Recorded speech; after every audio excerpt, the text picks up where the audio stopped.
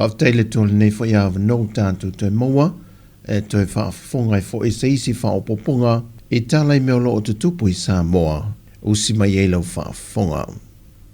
O toi sila nei le malo, ma le vaenga le Chamber of Commerce, i seisi fo I le sai lea ale whaalapot betonga, e le tui titi o tangata whainga ruenga I lea tanu, o no leisi to telu I la tolo o iei wha ai longa, o to mai maanga wa ai fito I tonu I ngā ruenga ia wale ai nise ngā lulu ai, o loo wanga I atu I ngā ruenga wha wai taimi.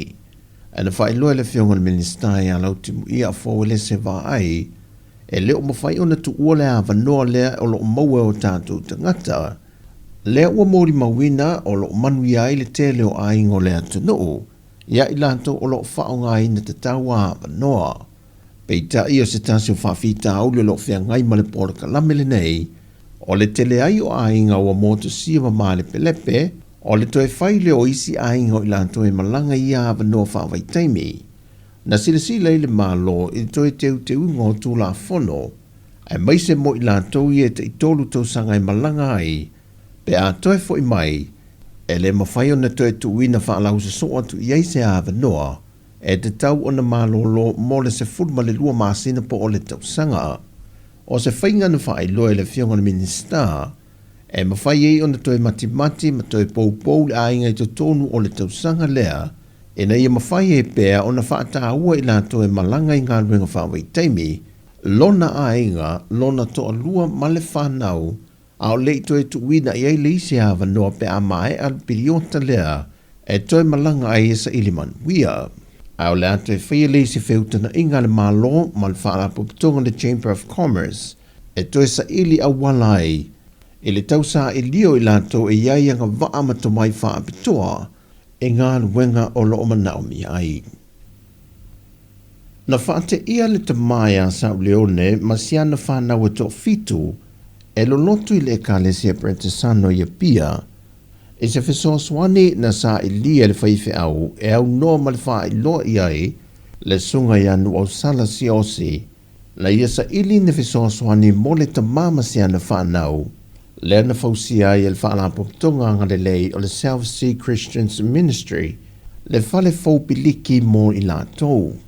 O le tamaya sa u leone malana whanau e to fitu, na tu uelo na to lua maalu ese, ai sa matai tu pēle sunga le whaife au le nei ta mā, mai e sa ili e se whesoaswani mo I lātou. Pa lilo I manatu I maua se whare whapea, whala whanau.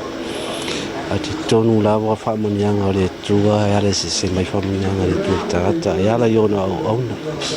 Pe o le tua lalo lawa, ma ave la u sai fo I ma le se whale, ma ia u ma la whanau ma tu tingo fo.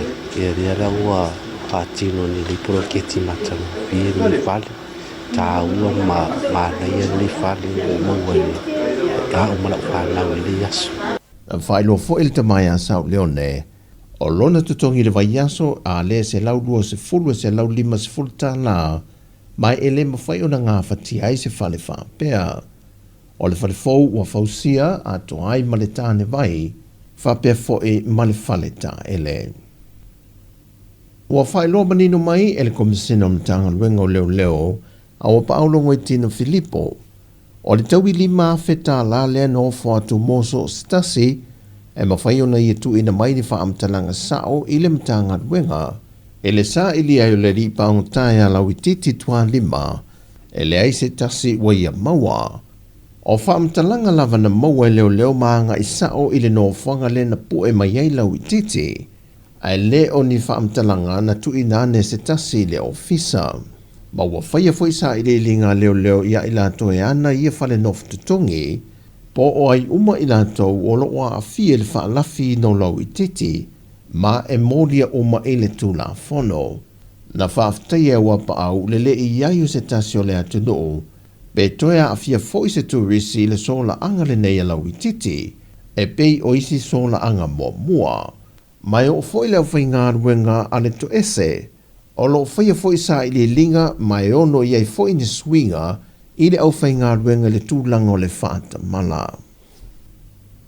E leo whaatali le taitai o le vaenga whaupawhai le whaatua tue le tua Sāmoa tasi, I se isi la foi le anga I atu le fōle sia le o le tala whaatatau o tu o le tupe e le masina o me o le tausanga le nei e whatau nui nai le ave sea leo le fionga le taitai o le atunuu o loo tu maupea le finangalo le fionga la auli o loo soli whaavai le taitainga po le whaawawina o lo lātou tau aveina o tiute whaataitai o le mano.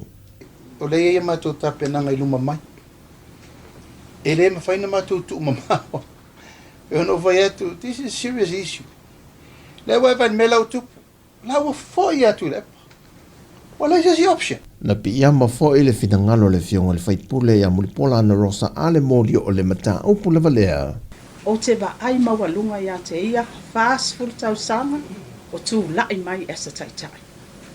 O ata ba ai ai o se taitai le lei. Na te mawhai o na ba ai alo na awai. E ngō fia al tali o tele o mta upu ia iai.